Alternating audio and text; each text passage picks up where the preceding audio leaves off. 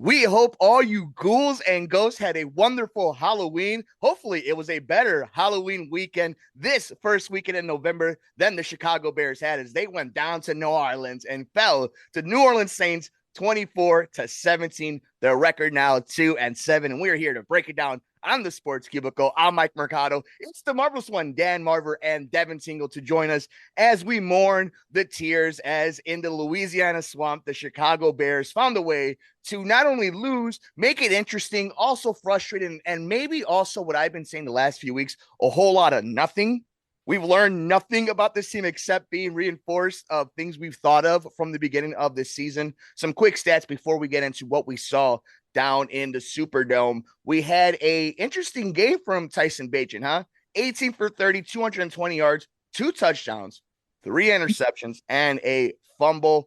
Deontay Foreman back at it with 20 carries, 83 yards, and a interesting running day for Bagent. 8 carries with 70 yards on top of that.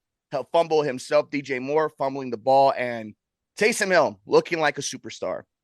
So before we go around the cubicle and we start giving our hot takes around the water cooler, can we stop the conversation now? Can we stop the controversy? Is it over?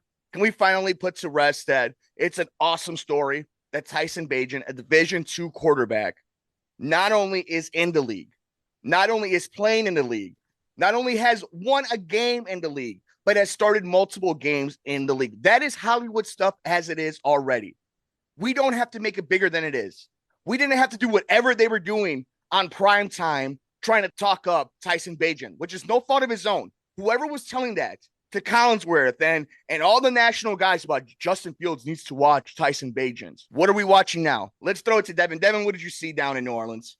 Uh, that's my comment. No, but I'm with you, Mercado. I've been saying Bagent hasn't been the answer for weeks, and I've been not seeing all these Bagent lovers been really quiet this week. I mean, this was a winnable game. And this is no disrespect to the Saints, not saying the Saints are bad. The Saints going into this were a 500 team here. This is a game they could have easily won, a game they easily had up until that fumble at the end of the game. And that missed field goal, of course, did not help either. But was just very disappointing, Mercado. I mean, yes, I admit it. I'm not the biggest Tyson Bagent fan, but that first half of the game, he played great. And then the second half, he did the opposite of what the Bears have been doing all season. He came in and got just awful. He played like every other Bears quarterback I've seen before the past 20, 30 years. And Marver can probably even go back further than that. But it was disappointing, Mercado. Like, my expectations are low. But going into this, I'm like, the Bears actually have a shot to win this. And yeah, it was 24-17. It wasn't like it was a blowout or anything tremendous, but still, I think that actually makes it even worse. It was a close game because they were so close to getting it. But at the end of the game, they just crumbled apart. It makes me wonder, is this team tanking again? Tanking for what, though? I got a strange feeling right now. Caleb is not going to want to play for this team. This is the way it goes. Who would want to play for the Bears right now here? This team is just playing like garbage. We had another coach who was fired over acting inappropriately. That's the second, person on this Bears team, this Bears organization, I should say, that got, out of their job for doing something unfootball related. Yet Matt Eberflus is still sticking here when he sucks on the field so dang much. But other teams are firing their coaches. Paul's, doing cartwheels in the hallway right now. That's why he can't join us.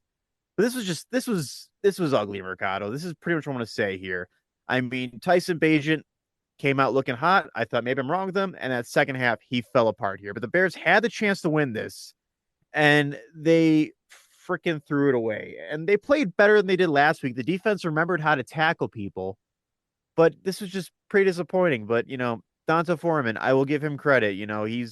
I think he's the guy who's become the biggest star in these recent injuries here. So there's a lot I'm going to break down in just a second because I have been holding in my Bears thoughts the last few weeks, trying to get through this Bagent mania and all this weirdness that's been going on in Hallissaw, Soldier Field, and what we just saw down in the Superdome. But marvelous, a team that had 8 penalties and couldn't get into the end zone, couldn't make field goals, a winnable game against a team that's not all that good. And at moments, some good things that we saw from Tyson Bagent. Like I said, this is a guy who can earn himself a 10-year career as a backup and make a whole lot of money. But what did you see as the Bears now fall to 2-7? Well, Bagent actually showed good arm strength and some real good he takes, like, the first option was gone. This is something that Fields hasn't done. He would go for a second option or third option to throw the ball out of bounds to save yardage. So these are some good things that we saw from him. But I'll tell you one thing. I think that on Thursday night against Carolina, you're going to see Fields if he's healthy. So the Bajan thing is over anyway. So you can forget about it. He had his 1-2 career. So, but there was another move this week. We did get the rusher Montez Sweat, Mm-hmm. and he got a 4-year extension worth $98 million. So he's doing okay for himself. And so the night, you'll receive 72.87 million guaranteed as part of the total deal worth 105 million. So he came in on third downs mostly today, and so I think he earned his money. He got 2 tackles, so that was good. So, but he was supposed to be the one that was going to make the quarterback sweat a little bit. We didn't see that too much today. I don't know. I'm not sure that Paul still likes Derek Carr, but he did once upon a time when he was with the Raiders. He was a serviceable quarterback, and it's funny. There's that Hill thing is really interesting. New Orleans does. It's it really is effective because he's like a multiple threat guy there, and he was a big difference. In addition to the fact, I think that New Orleans finally figured out, to watch Bajan's eyes or something, because they're able to step in front of the receiver in pretty decent passes a couple times. So and Komet was an all-star today. That first touchdown was amazing, and then he got another one. So he had 2 touchdown catches. So a good day for Komet. The defense was okay. I mean, they weren't great, but they were okay. And now they're still in position to get the top 2 picks. I don't know maybe they should tie Carolina this week. I'm not sure.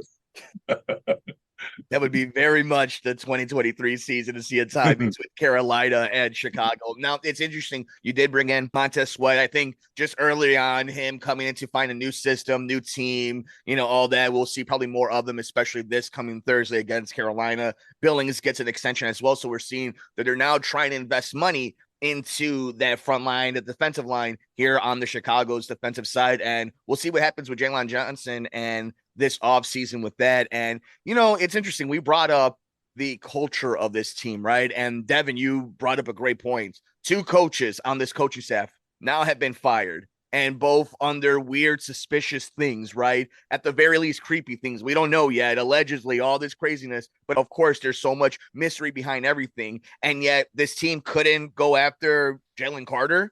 You had this whole situation with Chase Claypool, and you're talking about the hits principle. And then you have a game where you have over 7 penalties, and you don't know how to do the fundamentals, and you don't tackle. And it's just all this weirdness, all this nonsense, all this word salad that we get from this coaching staff. And look, a lot of it still falls on the players, but I think even Tyson Bagent, we see the talent on this team.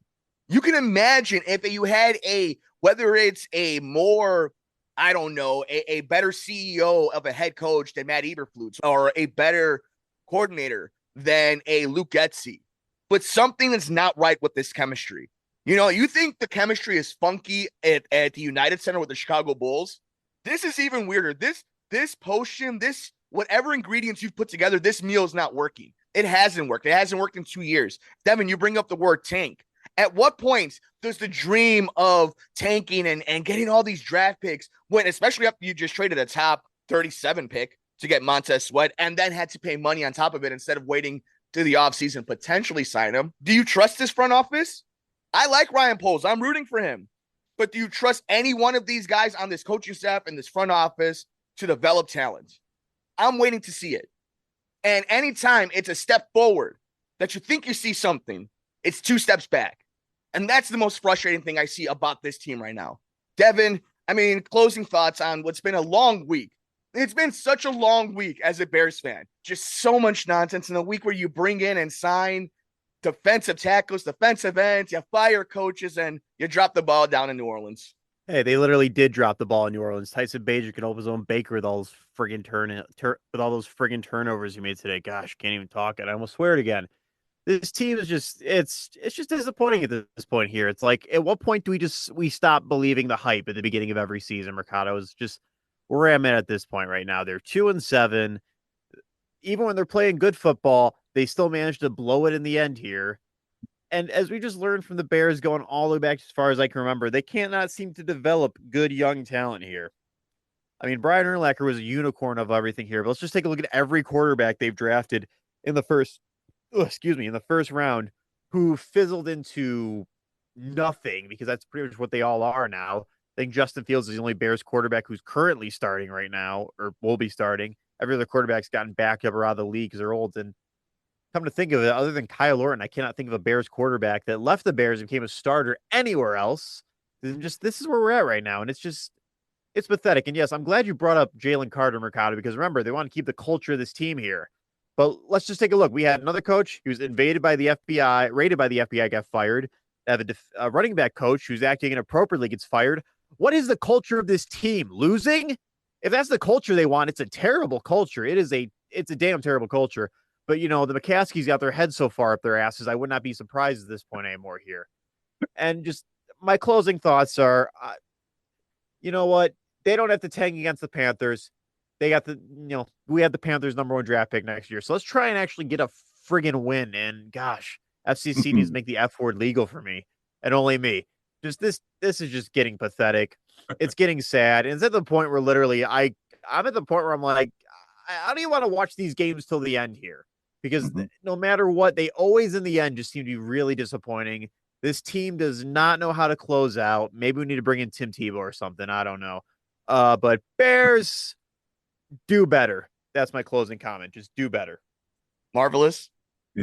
Well, I'll tell you, in all fairness, I'm going to point out that Jim McMahon was chosen by the Bears with the 5th overall pick in the 1982 NFL draft. So, I mean, let's dispel this notion of them being unable to pick a good quarterback in the first round. But in terms of what Devin said, probably half of that is going to have to be bleeped. But besides that,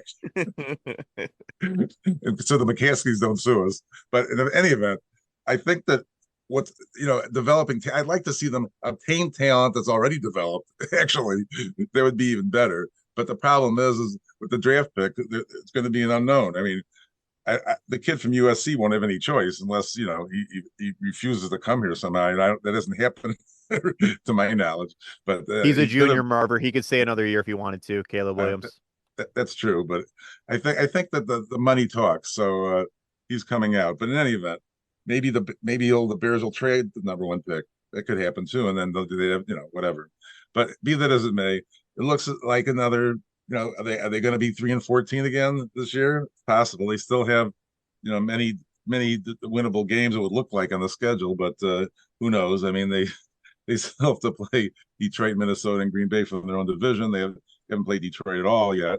So, I mean, it's going to be an interesting last half of the season, we'll call it. And again, it looks like more of the same to me. And like you say, at least this game I didn't fall asleep, so I will give them credit for that.